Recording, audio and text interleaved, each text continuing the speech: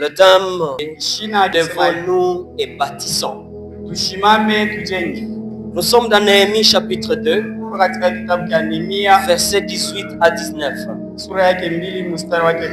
Devons-nous et bâtissons. La question à se poser est de savoir qu'est-ce que nous devons bâtir et pourquoi on ne peut pas bâtir étant assis. Nous devons nous lever pour bâtir. Mes frères et sœurs, je vous parle de Néhémie. Néhémie qui a vu comment Jérusalem était détruite. Jérusalem qui était la ville sainte, mais qui était détruite. Et lorsque Israël était en déportation, mais Néhémie, il y a une sainte colère qui était montée en lui. Et il s'est concentré en prière, il a demandé à Dieu, Seigneur, pourquoi ma ville est détruite? Pourquoi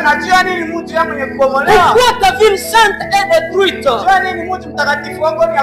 Vous savez, à l'époque, les grandes villes étaient construites et il y avait des clôtures tout autour pour bien protéger les frontières de la ville. Ainsi, Jérusalem avait une muraille. Mais bien aimé dans le Seigneur, il y a Néhémie qui s'élève. Et il se dit, ça ne va pas comme ça. Nous ne devons pas continuer comme ça. Ici où nous sommes en déportation, ce n'est pas chez nous. Nous devons rentrer chez nous. Mais notre ville est détruite. Nos murs ont été consumés par le feu. Il a eu l'autorisation de Dieu d'aller bâtir la muraille de Jérusalem. Mais il ne pouvait pas aller bâtir seul.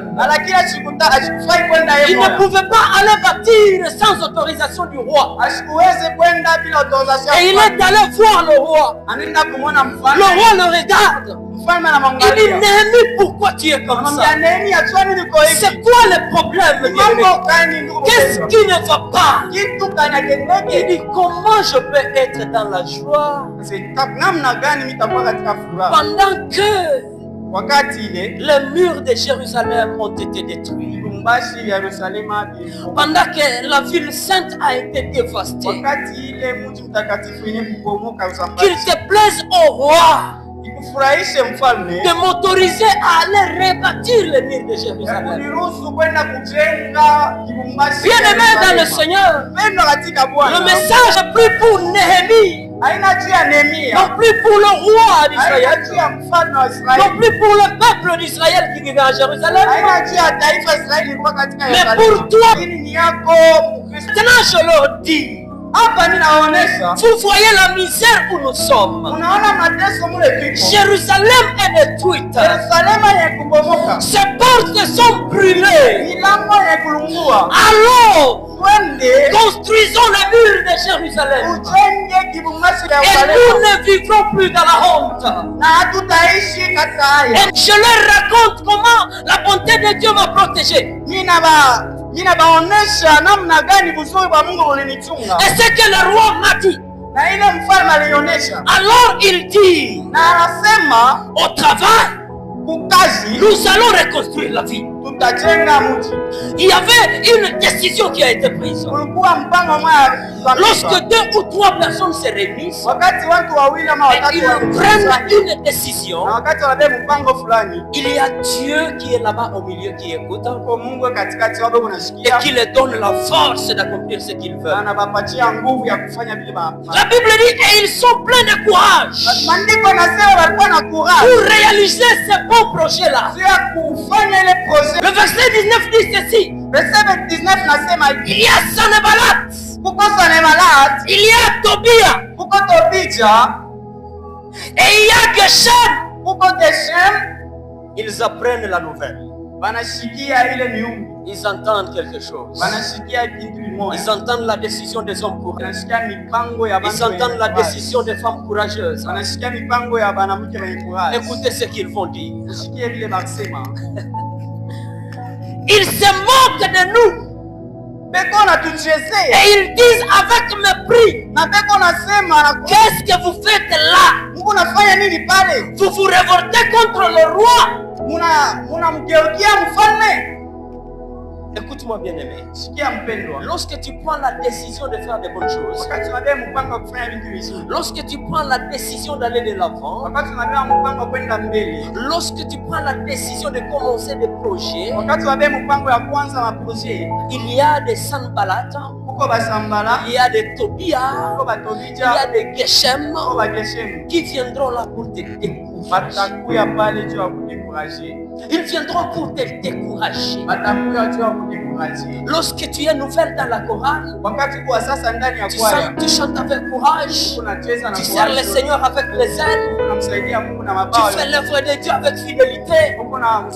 Sanballat arrive, je pose la question. Qu'est-ce que toi tu penses faire? Toi tu es d'abord faible. Toi tu es impuissant. Tu ne fais rien toi. Bien-aimé dans le Seigneur, écoutez Sanballat. C'est normal parce qu'il doit parler. Et tu as les oreilles, tu as écouté.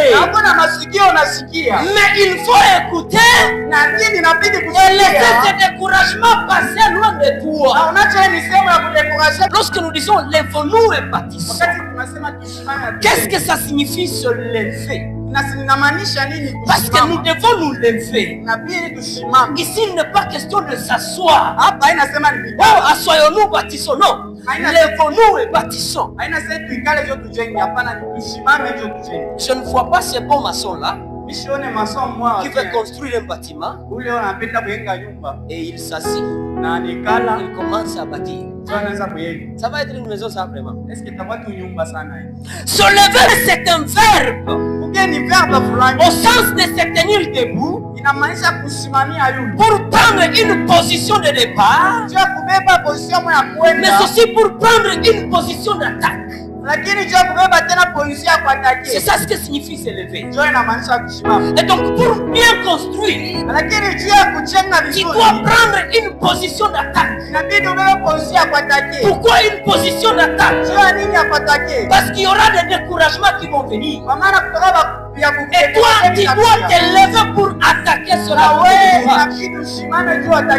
Et leur dire, malgré vos paroles, malgré vos découragements, je vais continuer à chanter. Malgré vos découragements, je vais continuer à jouer aux instruments. Je vais continuer à offrir à Dieu. La deuxième des choses qu'il faut comprendre par rapport à notre thème, c'est bâtir. Qu'est-ce que ça veut dire bâtir? Bâtir, c'est un verbe transitif qui a 5 sens. Construire une maison ou bien un édifice. Ça, c'est le premier sens. Le deuxième sens de bâtir, c'est établir quelqu'un ou quelque chose. Troisième sens, c'est développer la corpulence ou la morphologie de quelqu'un.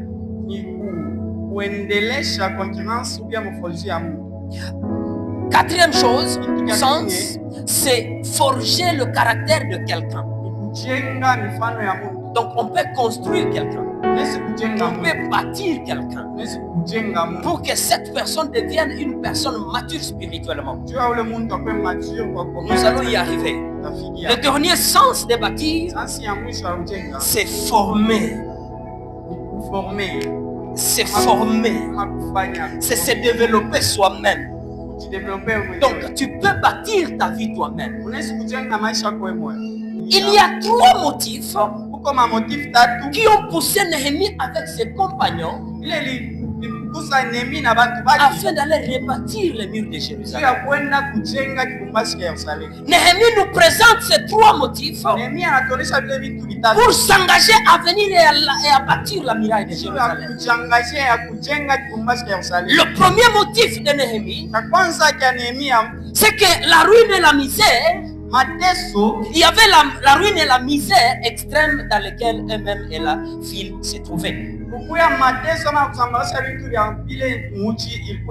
donc, ayant constaté des problèmes, ils se sont levés pour aller rebâtir. Deuxième chose, la grâce de Dieu avait encouragé Néhémie et ses frères. Et c'est pour cela qu'il a dit, la main de mon Dieu a été bonne sur moi. C'est pour cela, tout ce que nous pouvons faire pour Dieu, il y a toujours la main de Dieu qui nous accompagne dans ça. Alléluia. Le dernier sens, les paroles du roi et les secours du roi. Et nous voyons par ces paroles que Néhémie était de la race d'Esdras. Et Esdras aussi comptait sur Dieu. Parce que Néhémie aussi a compté sur Dieu. Bien aimé, si tu peux penser réaliser quelque chose sans compter sur Dieu, tu ne feras rien. Ça ne peut jamais réussir. Si tu comptes sur Dieu, tout ce que tu feras va réussir. Si tu comptes sur Dieu, tout ce que tu peux entreprendre doit réussir. Exode chapitre 10 verset 4, la Bible dit, lève-toi, car cette affaire te regarde. Une autre version dit, lève-toi, car cette affaire te concerne. Tel que tu es là, tu me regardes et tu m'écoutes. Cette affaire te concerne. Dis à ton voisin, cette affaire te concerne. Dis à ton voisin, cette affaire te concerne. Il y a des gens qui sont là. Il y a des gens qui sont venus pour détruire l'œuvre de Dieu dans cette église. Bien aimé, je t'annonce que tu ne réussiras jamais. Tu veux que cette église aille de l'avant. Tu veux aussi te lever pour bâtir cette église. Je voudrais que tu acclames très fort pour manifester que tu es avec moi. Regarde à côté de toi. Il y a quelqu'un qui n'acclame pas. C'est lui l'ennemi de cette église. Et dis-lui qu'il ne réussira jamais. Parce que cette église est fondée sur Dieu et ira de loin. Cette église est fondée sur Dieu et ira de loin. Alléluia. Amen. Bien-aimé dans le Seigneur, pour bâtir, il faut savoir à l'avance ce que ça coûte. Luc chapitre 14 verset 28. Il dit, lequel de vous s'il veut bâtir une tour, nécessite d'abord pour calculer la dépense et voir s'il a de quoi la terminer. Ils ont bien aimé l'église. S'il faut la bâtir, il faut savoir que c'est une œuvre de Christ lui-même. Et Christ lui-même, il annonce ses responsabilités. Même si tu vas t'asseoir et réfléchir comment l'œuvre de Dieu va aller de l'avant, tu dois te mettre en tête que c'est Christ qui est le maître de l'église. Et lui, il est là pour t'orienter et te guider. Et c'est pour cela qu'il a dit dans Matthieu 16, 18, et moi je te dis, tu es bien Et sur cette pierre, je bâtirai mon église. Donc c'est Jésus lui-même qui bâtira son église. Ce n'est pas à Pierre de bâtir l'église. Pierre est le matériel que Jésus utilise pour bâtir l'église. Mais Jésus lui-même prend la responsabilité de bâtir son église. Et j'aime ce qu'il dit ensuite. Et il dit, et que les portes de ce jour de mort ne vaudront jamais contre l'église. Donc Jésus lui-même prend la responsabilité. Et c'est pour cela qu'il montait au ciel, il a dit, je vous enverrai les consolateurs pour qu'il soit là avec vous. Bien-aimé dans le Seigneur, que chacun joue son rôle. Si tu es dans la chorale, il faut respecter la place que tu as là-bas. Si tu es à l'intercession, joue ton rôle très bien, intercède bien. Dans la vie quotidienne de l'église, chacun doit intervenir de sa manière. Tous ne devons pas nous tenir ici debout et commencer à enseigner. Je vous donne quelques aspects importants de la vie de l'église à bâtir quotidiennement. Tu dois te retrouver quelque part. Le premier aspect et le plus important, c'est d'ailleurs l'aspect qui contrôle tout. C'est le service pastoral qui prend soin des brebis du Seigneur pour nourrir les enfants de Dieu par la parole, pour intercéder en faveur des enfants de Dieu, pour faire des visites pastorales afin de savoir la vie de chaque personne, qu'est-ce qui marche, qu'est-ce qui ne marche pas. Ça, c'est le service pastoral. C'est ça qui regarde le pasteur avec son collège. Le deuxième aspect, c'est gagner, former ou enseigner et envoyer en mission des disciples de Christ. Et ça revient toujours au berger de l'église de voir comment former les disciples de Dieu. Et si vous êtes là d'écouter la parole de Dieu, nous sommes en train de faire de vous des bons disciples de Christ. Parce que Jésus a dit dans Matthieu 28, 19, allez partout dans le monde, faites de toutes les nations mes disciples. Et donc tous nous devons être des bons disciples de Jésus-Christ. Le troisième aspect, il faut qu'il y ait un service spirituel parfait et harmonieux. Une liturgie non embrayée. Une adoration holistique. Un ordre et une sécurité bien assurée. Cela veut dire ceci, que le culte dans son déroulement, par le concours de chacun, doit se dérouler en bon escient. Cela montre une église qui est en train d'être bâtie. Le dernier aspect, ce sont des signes maintenant qui sont visibles. Quels sont ces signes visibles pour bien bâtir une église ou qui montrent qu'une église est bâtie? Quels sont ces signes-là, bien-aimés dans le Seigneur? Pour dire que notre église est bien bâtie, la première des choses, il faut avoir un pasteur et que Dieu utilise puissamment. Alléluia. Amen. Le deuxième signe, c'est avoir des anciens et des serviteurs fidèles à la vision du pasteur.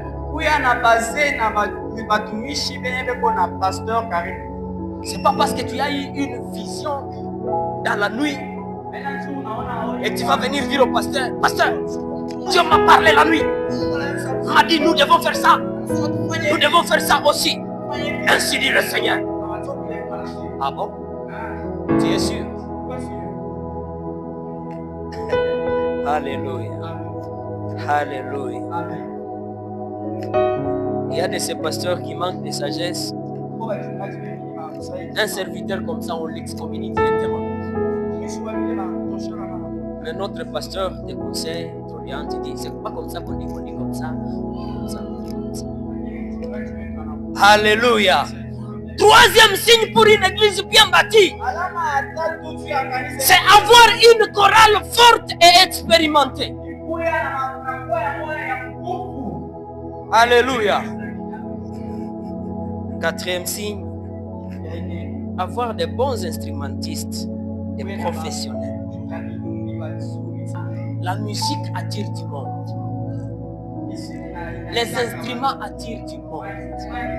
Il n'y a personne qui n'aime pas la musique. Les instruments, quand ça se joue bien,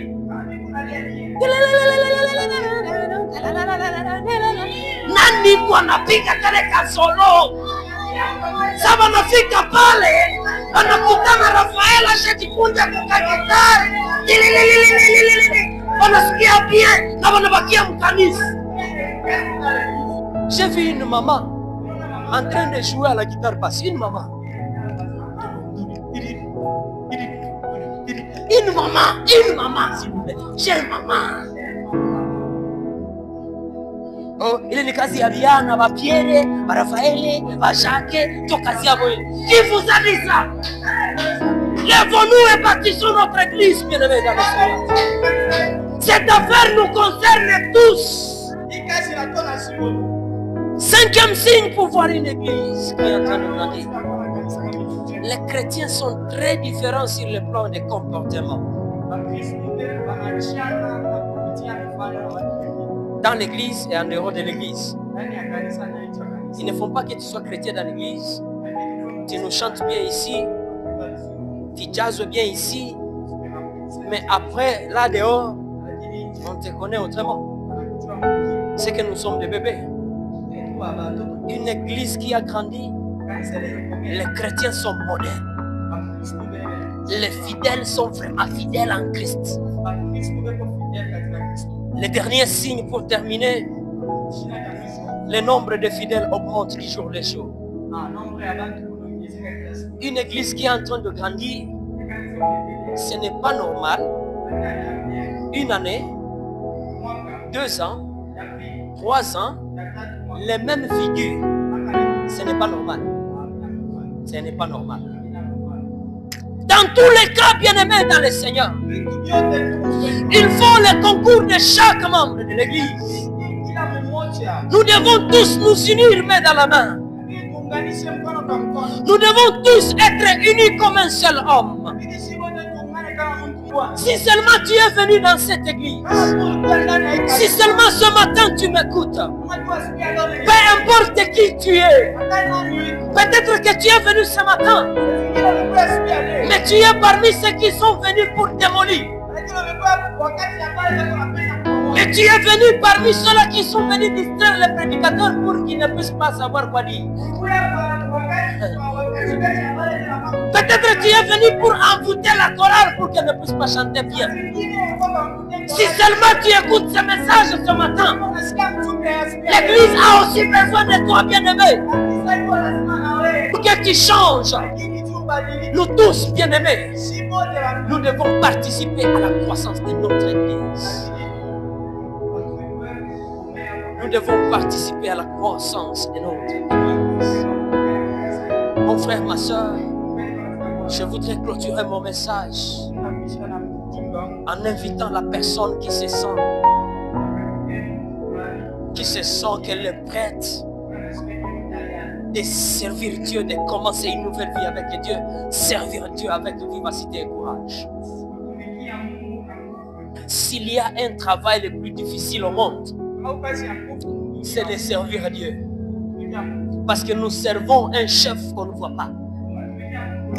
Nous servons un Dieu qu'on ne connaît pas physiquement.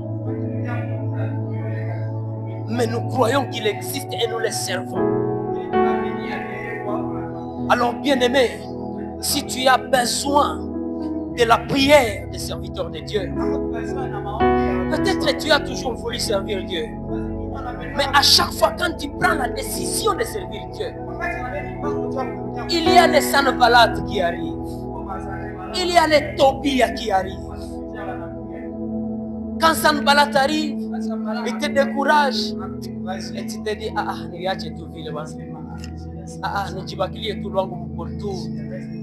bien-aimé dans le Seigneur, si tu penses que tu as besoin de l'aide de prière ce matin, tiens-toi debout. Nous allons prier ensemble. Parce que cette église a besoin de toi pour aller de l'avant. Cette église a besoin de ta participation. Cette église a besoin des serviteurs de Dieu à tous les niveaux. Tiens-toi debout, nous allons prier en ta faveur. Tu ne peux rien faire sans Dieu. Rappelle-toi que Néhémie comptait sur Dieu. Et si tu comptes sur Dieu, Dieu te donnera la force. Dieu te donnera le courage. Le diable sait que c'est l'œuvre de l'Éternel qui te bénira. C'est pour cela qu'il te distrait. Il te laisse t'asseoir là-bas sans rien faire. Pour que ta vie reste la même aujourd'hui, hier et éternellement. Mais aujourd'hui, il fallait que tu prennes la décision, bien-aimé. Prends la décision de commencer un nouveau départ. Commence une nouvelle vie avec Dieu. Commence à servir Dieu, bien-aimé, d'une manière courageuse. Dieu a besoin de personnes courageuses comme toi.